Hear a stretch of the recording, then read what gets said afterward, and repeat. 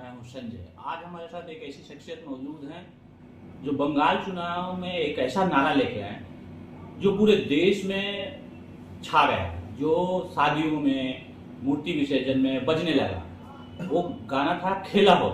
उसके रचयिता और गायकार हमारे साथ मौजूद है दिव्यांशु जी। आइए हम उनसे सीधे जुड़ते हैं, दिव्यांशु जी से बात करते हैं और जानते हैं कि इस गाने के पीछे उनका असली उद्देश्य क्या था। दिव्यांशु जी, बहुत बहुत स्वागत हमारे चैनल पे। Thank you. आपके सभी दर्शकों को मेरा शुभकामनाएं। आपसे पहला सवाल है कि ये गाना लिखने का आपके मन में विचार कहाँ से आया? देखिए, पहली तो बात है, रविंद्रनाथ जी का एक कविता है, उस कविता से, क्योंकि बंगाल में हर लोग दुख में, सुख में, गम में टैगोर के पास जाते हैं, तो उधर ही से। और दीदी ने भी एक बार ये बात कहा था जब किसान आंदोलन चल रहा था, तो कलकत्ता में टीएमसीपी का एक धरना में उधर दीदी ने बोला था कि आओ, खेलना चाहते हो, मैं खेलने के लिए तैयार हूँ।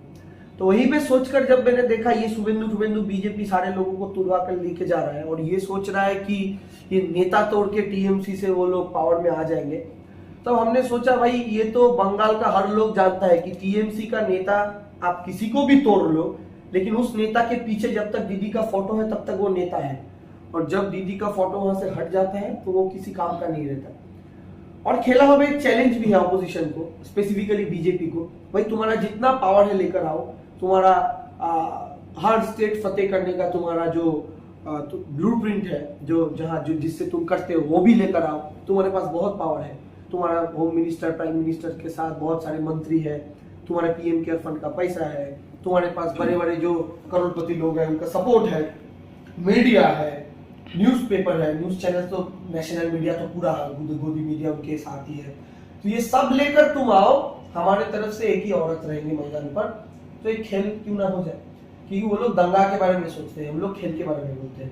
दंगा लोगों को अलग करता है, खेल लोगों को एक करता है। इसलिए छोटे उम्र में मम्मी पापा ना मैदान पर भेजता है कि बेटा जाओ खेल कर आओ। क्यों?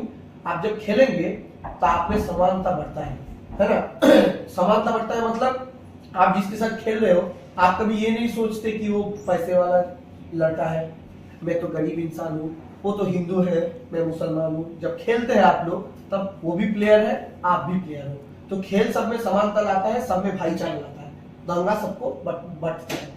तो हमने सोचा उनका बांटने का जो दंगा हो उसके खिलाफ हमारा जोड़ने का खेला होवे हुआ जाए। उसके साथ ही एक चैलेंज भी दिया जा सकता है। तो देखिए, खेला होवे तो एक बंगाली वर्ड है, लेकिन पूरा देश में, आसाम इलेक्शन में भी कांग्रेस इसको यूज कर रहा है। महाराष्ट्र में एक महाराष्ट्र के चैनल का जर्नलिस्ट मेरे पास आया था, वो बोल रहा था कि वहाँ का हर लोगों के मोबाइल में, जो यंग गाइज है, उनके मोबाइल में एक खेला होवे का बंगाल वाला डीजे सबके मोबाइल में। तो समझ तो नहीं लोग पा रहे, लेकिन खेला होवे पर डांस सब कर रहे हैं। और ये खेला होवे एंटी बीजेपी एक वॉइस बन गया है। जहां पर भी खेला होवे सुनाई देगा, आपको ये पता चल जाएगा ये तो बीजेपी के खिलाफ है।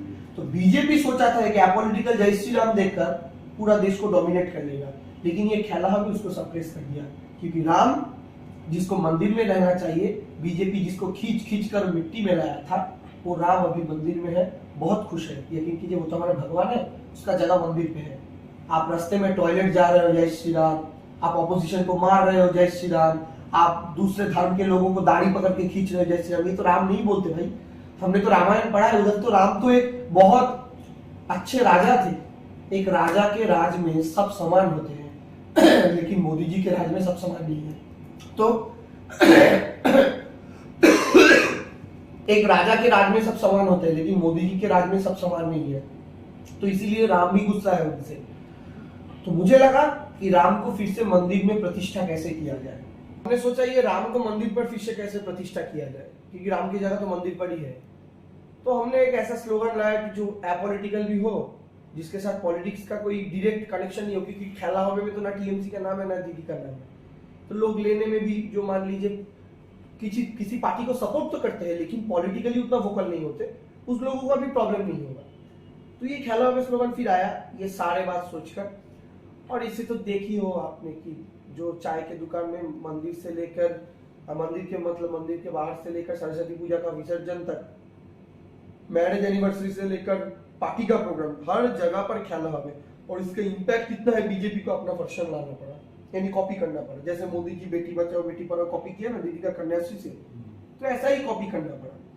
तो इसका इम्पैक्ट प्रधानमंत्री को भी इसको लेकर टीज करना पड़ रहा है, खेला हवे ऐसा बोलना पड़ रहा है। तो ये हमारा ये इससे ही आप कैलकुलेट कर सकते हैं कि इसके इम्पैक्ट कितना है और बीजेपी क्यों बौखला हुआ है इससे। इसके बाद एक और सवाल है कि आप तो टीएमसी के स्टार प्रचारक हैं, आप पूरे बंगाल में घूमकर टीएमसी के लिए प्रचार कर रहे हैं, तो आप क्या देख रहे हैं कि क्या माहौल है टीएमसी को लेकर पूरे बंगाल में? पहली तो बात है हम 200 से ज्यादा सीट मिलेगा हमको, और आप लोग टीवी के सामने, ये बात मेरा रिकॉर्ड हो रहा है, आप लोग टीवी के सामने रिजल्ट के दिन जिस दिन रहेंगे, आप लोगों को ऐसा ना एनालिसिस करना पड़े भाई इस इलेक्शन में तो कोई फाइट था ही नहीं, ये क्या बीजेपी वाले बोल रहे थे। क्योंकि ऐसा भी हो सकता है कि टीएमसी 2016 से भी ज्यादा सीट लाए, ठीक है ना। ये जो अभी 6 फेज का इलेक्शन हुआ, ये 6 फेज का इलेक्शन में हमारे पास जो ग्राउंड फीडबैक आए हैं उससे हम कॉन्फिडेंट है कि हम तो 200 का पार जाएंगे, लेकिन वो 2016 भी क्रॉस कर सकता है। लेकिन ये इलेक्शन के रिजल्ट के दिन आप लोगों को पता चलेगा। क्यों पता है, ग्राउंड में महिला वोट पूरा टीएमसी की तरफ आ गया है। ग्राउंड में 68 से ऊपर जो है सीनियर सिटीजन का वोट वो पूरा टीएमसी की तरफ आ गया है। हिंदू मुस्लिम वाला जो पोलराइजेशन बीजेपी 2019 में किया था, जो सैचुरेशन पॉइंट पर पहुंच गया था, वो अभी नहीं है। वो पोलराइज लोग नहीं हो रहे क्योंकि गैस का दाम, सरसों के तेल के दाम से लोग परेशान है, उसका भी एक इफेक्ट मिलेगा। प्लस दुआरे सरकार, स्वास्थ्य साथी, हाँ, और प्लस सबसे बड़ा जो फैक्टर जो 2019 में बीजेपी को सुविधा दिया था, वो लोग चिक चिक कर बोले थे ना, Modi versus who, Modi versus who, वही सवाल आज हमारे पक्ष में है, दीदी वर्सेस हु, दीदी वर्सेस हु। ये सारा सवाल का अगर आप एनालिसिस करेंगे तो आप देखने को आपको मिलेगा कि बंगाल का जनता दीदी के उल्टे तरफ दिलीप घोष, जो गाय के दूध से सोना निकालते हैं, वो बड़ा वैज्ञानिक, वो कभी भी कुछ कर नहीं पाएगा। तो हम कॉन्फिडेंट है हमारे रिजल्ट को लेकर। और बीजेपी को तो अमित शाह ने भी बड़े बड़े नेता को कॉल करके डांटा है।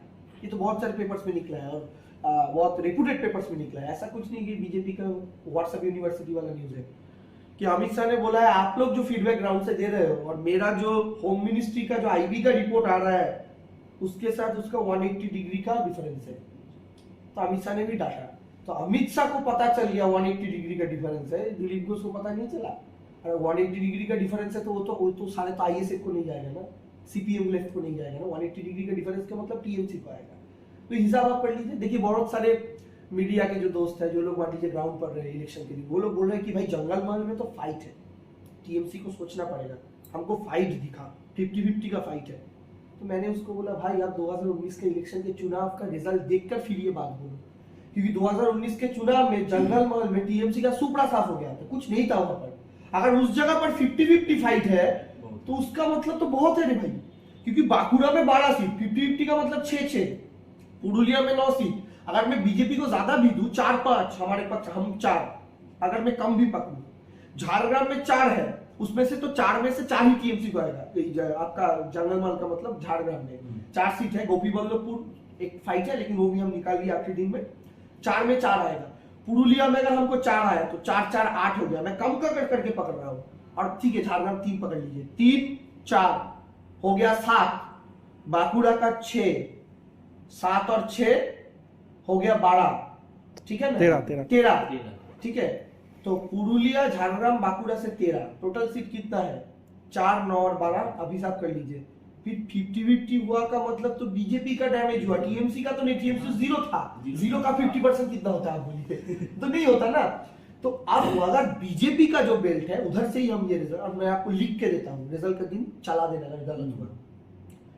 पश्चिम मिदनापुर में 15 सीट है, टीएमसी को मिनिमम 11 सीट मिलेगा,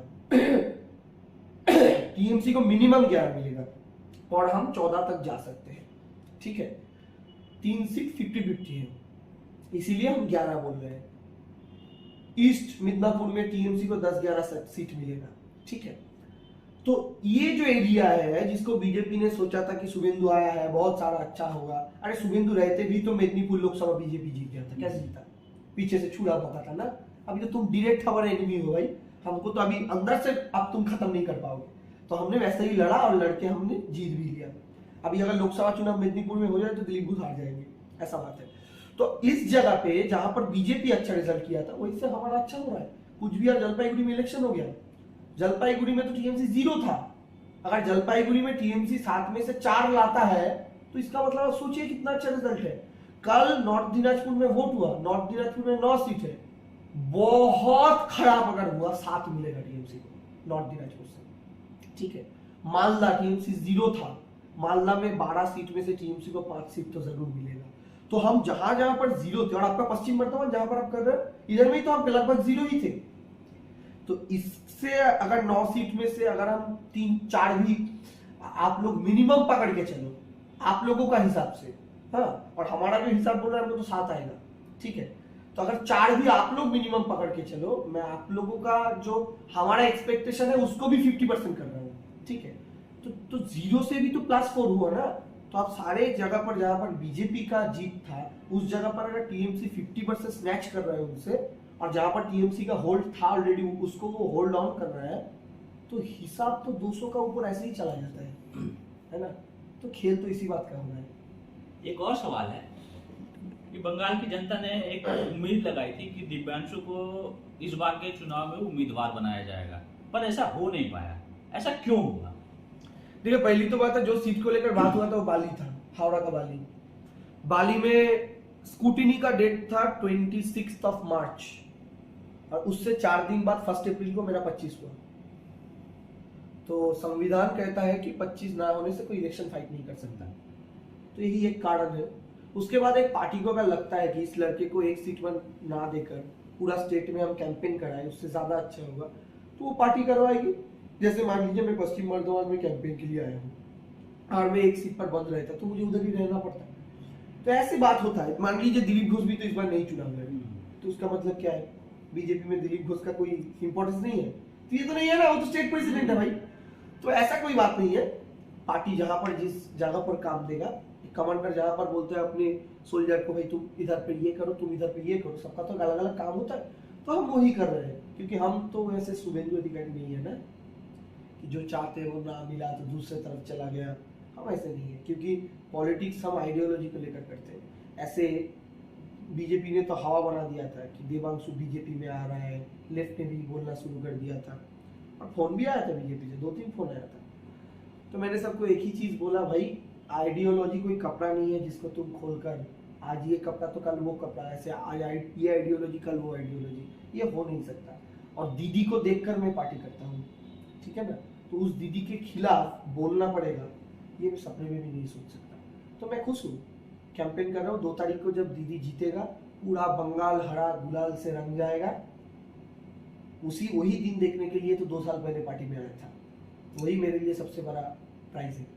अंतिम सवाल है कि हम पश्चिम बर्धमान जिले में अभी बैठे हैं, आप पश्चिम बर्धमान के लगभग सभी विधानसभा में प्रचार कर रहे हैं, ठीक है।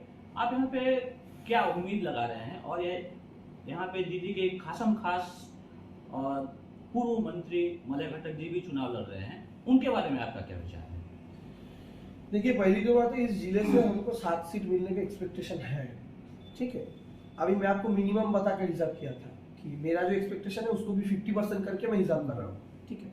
और जहां पर आज आप ये शूट कर रहे हो इस होटल में, ये तो मौलवी जी का एरिया है, आसनसोल नॉर्थ, और यहाँ पर तो बहुत काम हुआ है।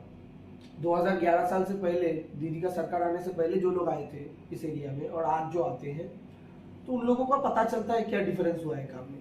तो मौलाना तो जीतेंगे, ये तो हमारा कंफर्म सीट है, तो इसका कोई बात नहीं है। लेकिन एज होल पश्चिम बर्धमान हमारा अच्छा रिजल्ट होगा, लोकसभा से अच्छा रिजल्ट होगा। क्योंकि मैंने बताया था कि यहाँ पे आप लोगों का 2 MP है, एक बर्धमान दुर्गापुर से है आपका आलू अलिया जी, और एक आसनसोल से बाबुल जी। ये आलू अलिया जी पहले थे दार्जिलिंग में काम ही नहीं किया, इसलिए उनको इधर भेज दिया गया। अब इधर भी जीतने के बाद 2 साल हो गया है, कोई उनको देखा भी नहीं। कोविड के टाइम में कहां पर बैठे हुए थे किसी ने नहीं देखा, MP का कोई पता नहीं है। और एक सीट है आसनसोल जहां पर जीता और उसको भेज दिया कलकत्ता में MLA सीट के लिए। मतलब जो बंदा हायर सेकेंडरी पास करके कॉलेज में चला गया था, उसको उसके पिताजी ने बोला फिर से 4 में एडमिशन ले, तो MP बन गया है, मंत्री बन गया, फिर से तू असेंबली चुनाव लड़, पहली बात है। और अगर असेंबली चुनाव लड़ाना ही था तो आसनसोल की किसी सीट से क्यों नहीं भाई?